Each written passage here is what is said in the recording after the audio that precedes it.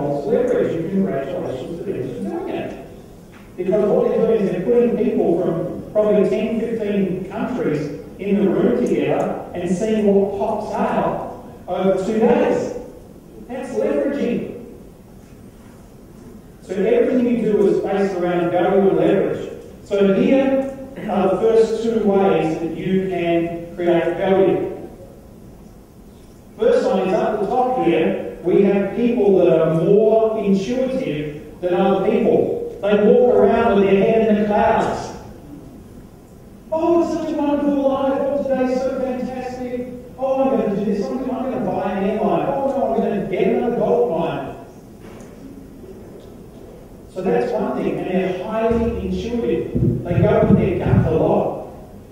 They don't use a lot of due diligence. Due diligence is highly overrated. If Richard Branson did due diligence, he'd never own Virgin Airlines. If Steve Jobs did due diligence, Apple wouldn't exist. If Larry Sergey did due diligence, Google wouldn't exist. If Mark Zuckerberg did due diligence, Facebook wouldn't exist. All of them used a quantum technique and then applied the rationale afterwards. But just like we have people with their head in the clouds, we also have other people whose feet are firmly on the ground. They're grounded. They have a very strong sense of timing. Timing. They can feel things when things are going to change. They feel when the market's going to shift. They just feel it. They're grounded. So, now that you've watched me for an hour and a bit, is my head in the clouds or my feet on the ground? Which one? On the ground? What do you guys think? Ground? Guys, my head is so far in the clouds it doesn't matter. I am never grounded. Can you see that that already creates balance? So this is value. We either have people whose value is that they're just big thinkers. I'm a big thinker. As a matter of fact, my business partner, Dave describes it as this.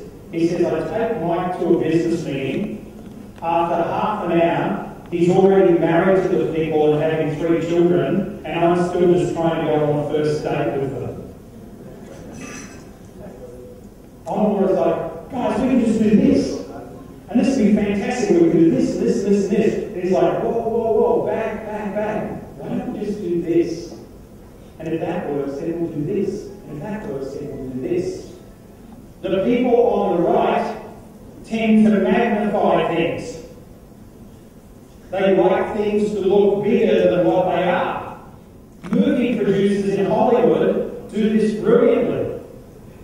The next big action adventure. That's magnifying something. The people on the right are more extroverted. The people on the left tend to be more introverted. Who do you think I'm introverted? Who is just not going to put up their hand regardless of what I say? I'm totally extroverted. Some people are very introverted. You even find it difficult to retain eye contact for too long.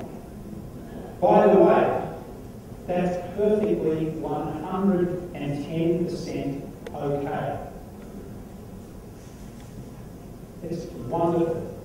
So, we have people who walk around with their head in the clouds, people who have their feet on the ground, people who like to make things bigger than what they are, and are extroverted, people who like to multiply things by having 1, getting 2, getting 10, getting 20, and are more introverted. These also relate very strongly to energies. The people up the top there tend to have spring energy. When they walk into a room, it's like spring walks into a room like, hey, how are you? They're a little bit loud. The people on the other side, over on the right, they have summer energy. They're warm. When you meet them, give you a hug. So spring and summer, what comes after summer? Autumn. I say in India, people say monsoons. Autumn. Autumn energy, a little bit changeable. Maybe one day they're good, maybe the next day not so good. And then the people on the left-hand side tend to have winter energy. That doesn't mean that they're cold, but it does mean that they can be crisp and clear, like a Canadian winter. Crystal clear, but very direct. So this gives us 8 very different types of people. Now here's the clue to this, folks. You can't choose which one you want to be. You cannot choose this. You are born into a profile. I've taught this to people who have just changed 1 or 2 things in their existing business to get them more into flow, and things have just gone crazy for them overnight, just in the most wonderful ways. Because when you get this, you really understand that there is a pattern. Just like the precession or the equinoxes, there's a pattern, and this pattern is a pattern that's existed since all time began.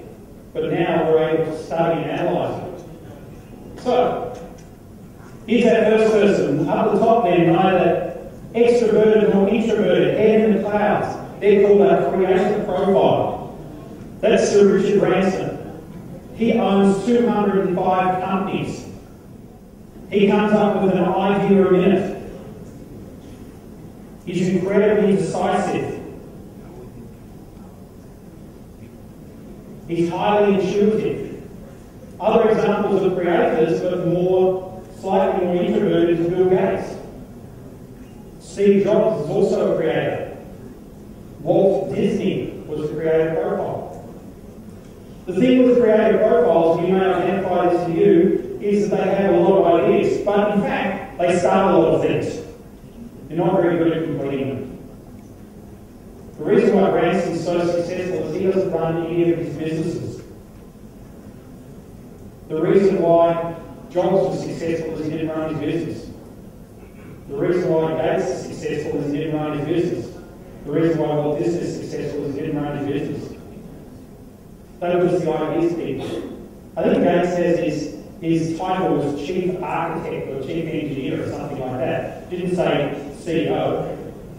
Steve Ballmer was CEO, he ran the business, he's an entirely different profile. So creators are the ideas people, ideas minute. They start all the things, they rarely finish them. When creators get out of flow, it's because they think that they've got to do everything. But no, they don't. So let's look at our second profile. Our second profile over there on the right is somebody who's also highly intuitive, but really likes to magnify things. They're called a star profile. That's Oprah Winfrey up there. She's a star profile. She doesn't really represent anything. She's just Oprah. Arnold Schwarzenegger is the same. He rose to the top of bodybuilding, movies, and then politics. And he doesn't even speak English that well, and you can't pronounce his name. So it's not about his abilities. It's about his brain. Tom Cruise is a star profile. He always tries to make himself look bigger than what he is. That's typical of star profiles. I am an extreme star profile. So for me, it's always about my brain. It's always about the reason why I'm happy to hang out and do paparazzi shots with you guys. And by the way, at lunchtime, for those of you that would like photos, let's sit them up here on the stage, so we get a nice backdrop. And we'll do 10 minutes before we go to lunch of paparazzi shots. That will be fine. The reason why I'm really happy to do that, and you'll see other speakers that shy away from that, is because I like branding. That's why I'm wearing red today, I'm branding. That's why I have a shoe sponsor. I'm branding. Star profiles love to brand. They're great brand managers of different things, whether it be their own or somebody else's things. Star real estate agents. You see them around the world. Different politicians are stars. George Bush was actually a star profile. He's a different profile than Obama. But so you can be at the top of your game, doesn't matter what profile you're on. Over on the right here, we've got these beautiful, warm, summer people. These people really love to magnify things. They're called supporters. And they're wonderful ambassadors and they're wonderful leaders of business. But generally, it's not their own business. That's Rudy Giuliani, ex-mayor of New York.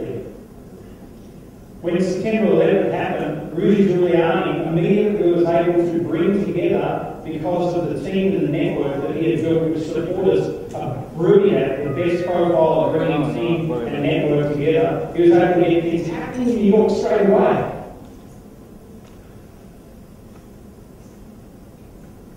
See, if you look at major disasters around the world, if you look at New York, most people even in Asia will know who Rudy Giuliani is.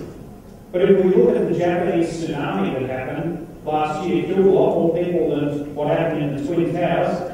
Who's the mayor of that town? Almost nobody knows. The reason why is a different profile. He'll be on the left-hand side of this chart.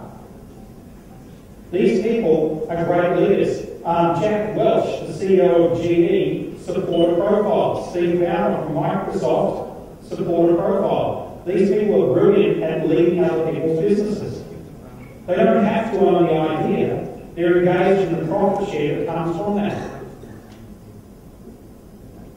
Down the bottom here, we've got now moved from people who are strong in intuition to people who are brilliant in timing. And we have down here somebody called a deal maker. That's Donald Trump. He's the ultimate deal maker.